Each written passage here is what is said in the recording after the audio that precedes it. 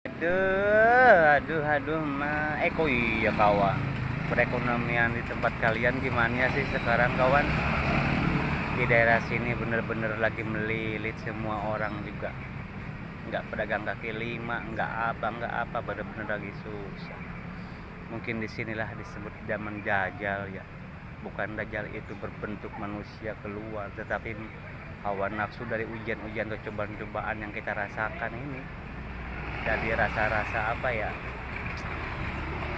sesuatu serba susah inilah. Kadang-kadang kalau kita nggak punya iman, banyak melakukan hal yang nggak baik gitu. Inilah, sabar salulah. Cuma intinya, gimana di tempat kalian? Apakah masih baik-baik saja? Apa sama aja posisinya begini? Cuman satu ya, kalau sama tetaplah bersabar, tetap hati yang tenang, berpikiran positif.